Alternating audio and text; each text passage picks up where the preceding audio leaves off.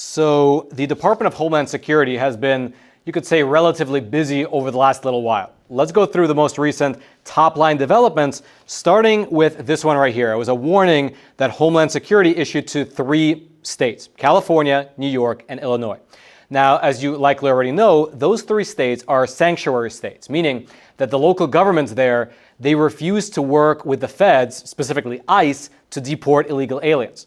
So this winds up creating a dangerous situation for the ICE agents on the ground because, as just one example, if you have an illegal alien criminal who's arrested in one of those 3 states for committing a crime, the state police does not inform ICE about it. Instead, they let the illegal alien walk free if they post bail or if they serve their sentence, and then the ICE agents, they have to go out into the field to find the criminals themselves, which is, as you can imagine, both dangerous as well as time-consuming.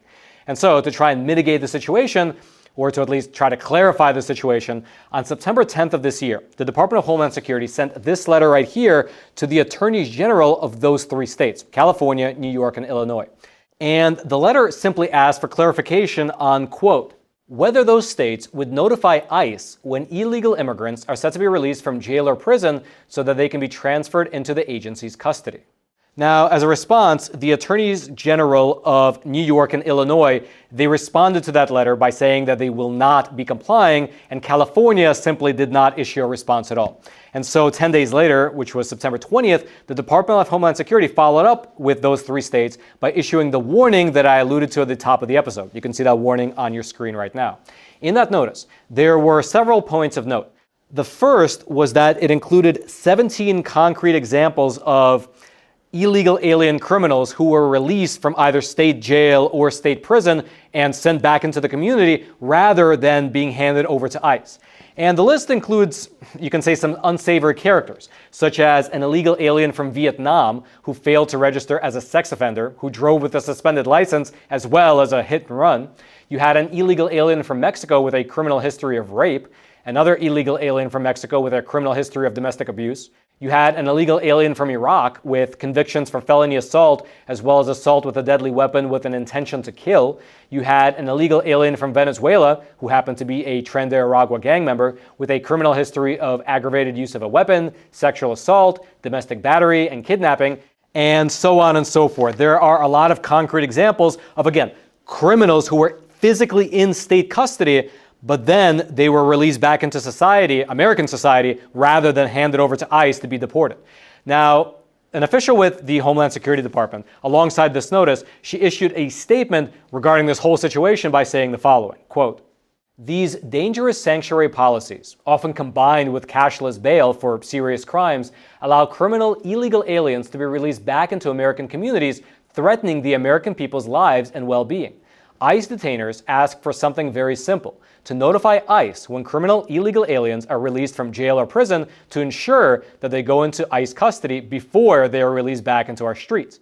These sanctuary state politicians should do the right thing and side with law-abiding Americans over criminal illegal aliens. The warning then went on to say that it would of course be better if the states were cooperating, but even if they don't, ICE will still do what it needs to do in those states, which, by the way, is exactly what's happening. For instance, in Chicago, Illinois, one of those 3 states, ICE conducted a series of raids as a part of what they refer to as Operation Midway Blitz. Quote, immigration authorities have arrested nearly 550 people in the Chicago area in less than 2 weeks as a part of Operation Midway Blitz, a major crackdown that officials from the Department of Homeland Security describe as targeting dangerous criminals shielded by Illinois' sanctuary policies. Now, a Homeland Security Department spokeswoman told us here at the Epoch Times via email that Operation Midway Blitz, it was specifically targeting what she referred to as some of the worst, most dangerous criminal illegal aliens in Chicago. However, that aside, the political leadership in Illinois was not thrilled with Operation Midway Blitz. Specifically, you had Illinois Governor J.D. Pritzker say the following, quote, this isn't about fighting crime. That requires support and coordination, yet we've experienced nothing like that over the past several weeks. Instead of taking steps to work with us on public safety, the Trump administration is focused on scaring Illinoisans. Likewise, you had the mayor of Chicago, Mr. Brandon Johnson. He called ICE basically a secret police force that is terrorizing his community. Take a listen. The other things and all the other cuts pays for a massive increase in the masked, secret police that are terrorizing our communities. ICE. ICE will now have a larger budget than all but 15 of the world's militaries. Its 4-year total is more than every military except for the United States and China. This is a direct assault on the civil liberties of all Americans and will fundamentally undermine our rights. And that sentiment from the mayor of Chicago as well as from the governor of Illinois, it was actually echoed by demonstrators in Chicago on the streets who were protesting these ICE agents by, among other things, assaulting officers, slashing tires, and blocking the facility entrances. And of course, I should mention, it's not just Chicago. ICE is experiencing pushback and attacks across the whole country. In fact, in Dallas, just earlier this week, you had a very serious incident. You had a sniper fire off rounds indiscriminately into an ICE field office, hitting 3 people, 2 of whom were killed and the other critically injured. But the tragic irony to this is that even though this was an anti-ICE attack, evidenced by the messages that were written on the shell casings, which I guess is a thing that every shooter does now, the people that the shooter wound up hitting were the detainees. He was against ICE, but he wound up shooting 3 of the people that ICE had rounded up before then turning the gun on himself. The police actually eventually found that sniper dead on the rooftop from a self-inflicted gunshot wound. Although it is worth noting that the dangers that ICE faces, they might actually unfortunately increase in the near future, especially for the agents operating out in the state of California. That's because just earlier this week, you had the governor of California sign a new bill into law which bans federal agents, such as ICE agents, from being able to wear face masks. Quote, California Governor Gavin Newsom on Saturday signed a bill that would prohibit most law enforcement officers, including federal agents, from wearing masks during official operations in the state.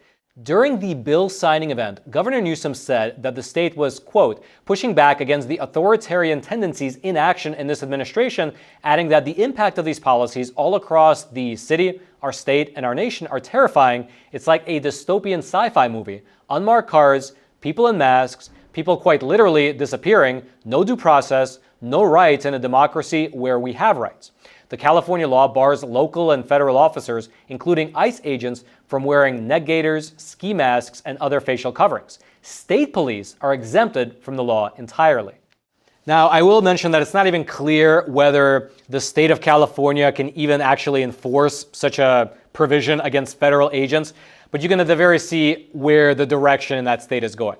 But despite all that, ICE really seems to only be ramping up. According to the most recent numbers, quote, despite that resistance from sanctuary politicians across the country, DHS has so far arrested more than 400,000 illegal aliens, 70% of whom arrested by ICE have criminal charges or convictions. And I will mention that this really does only seem to be the beginning. With the passage of the Big Beautiful Bill Act of 2025, ICE was allocated $45 billion additional dollars over the next several years to expand their detention facilities, and then another $29.9 billion per year for the actual enforcement and deportation operations. Those numbers are massive. Just for some perspective, it's not a perfect comparison, but it does give you a bit of context. If you look at ICE's budget over the next several years, compared to the military budgets of different countries, ICE would be the 16th largest force in the world, ahead of Italy and just behind Canada.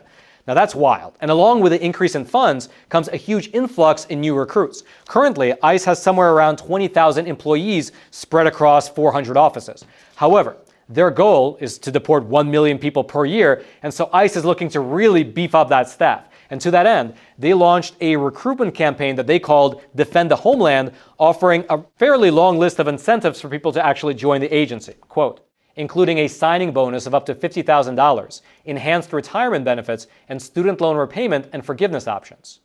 And indeed, the campaign appears to be effective because in just a span of about 2 months, 150,000 applications were submitted for people looking for a job with ICE. And thus far, the agency has extended 18,000 tentative job offers, which again, just to put it into context, that would already be double the number of employees that they currently have. And that doubling only took roughly 2 months since the start of that Defend the Homeland recruitment campaign. And so what this all means in practice is that despite the lack of cooperation from certain states, and then even from the real-world danger of rioters and assassins, The agency is expanding by triple digits, with the aim being to deport at least 1 million people per year soon. Again, as of right now, they claim to have deported 400,000 people already, but you can also add to that the number of illegal aliens who, seeing the situation, just decided to self-deport themselves. And according to Trump's border czar, Mr. Tom Homan, well, that number is huge. Approximately 1.6 million people did that. Take a listen. We'll have over 400,000 deportations, and between CBP and ICE, and that's just since the president took office. The first 4 months of the fiscal year, we can't count them because Joe Biden wasn't doing anything. But here's what people need to understand: 2 things. Number one, over 1.5 million illegal aliens, close to 1.6 illegal aliens already left the country on their own. Why? Because they see what ICE is doing out there every day. One of the reasons we have the most secure border in the history of this nation is because the great work of the men and women of the Border Patrol, the great work of President Trump and his leadership, but also because ICE is out there, over 1,000 teams all across the country arresting people. So a lot of people have left, a lot of people aren't coming, which helps to secure that border. And that was a part of the strategy from the beginning. We said if we show consequences, we show them we're actually out there looking for them, many will leave. So we knew a large population would leave, and over 1.5 million have. But what's to come? ICE is getting 10,000 more agents. Right now they got 5,000 deportation officers. We're tripling the size of the workforce. We're adding more detention beds. We're adding more flights and more transportation. So the numbers are going to explode here this next coming year. And so based on those numbers, you combine 1.6 million self-deporters with 400,000 arrests by ICE, and thus far, at least according to the official government numbers, around 2 million illegal aliens have left the country, with likely many more following suit in the next several years. If you'd like to go deeper into anything that we discussed in today's episode, I will throw all the research links down into the description box below, which I should mention is that same description box right below those like and subscribe buttons, both of which I hope you take a quick moment to smash. And now, I didn't quite know how to end this episode, and so this is the way I think I'll do it. Trump recently gave a speech at the UN where he laid out sort of the philosophy behind the deportations and the whole idea of a sovereign nation state that should have a secure border, and the border being violated as it has, as he claims, it's only natural that there is a strong pushback to get the people who violated that border out of the country. I think it's a good way to end the segment because it sort of gives you an idea of the philosophical underpinnings of what's happening with ICE from the man who's literally at the very end of it in charge of the whole operation. So take a listen. This was Trump just earlier this week speaking at the UN General Assembly. First term, on our southern border, we have successfully repelled a colossal invasion. And for the last 4 months, and that's 4 months in a row, the number of illegal aliens admitted and entering our country has been 0. Hard to believe, because if you look back just a year ago, it was millions and millions of people pouring in from all over the world, from prisons, from mental institutions, drug dealers. All over the world they came. They just poured into our country with the ridiculous open border policy of the Biden administration. Our message is very simple. If you come illegally into the United States, you're going to jail, or you're going back to where you came from, or perhaps even further than that. You know what that means. I want to thank the country of El Salvador for the successful and professional job they've done in receiving and jailing so many criminals that entered our country. And it was under the previous administration that the number became record-setting, and they're all being taken out. We have no choice. And other countries have no choice because other countries are in the exact same situation with immigration. It's destroying your country, and you have to do something about it. And so there you have it. If you enjoyed the episode, again, smash that like button, smash that subscribe button, and if you haven't already, please do check out my other YouTube channel. We recently launched it only about a month ago. It's called Primetime. It'll also be linked down in the description box below. It's growing, not as fast as I would like, but it's growing slowly but steady.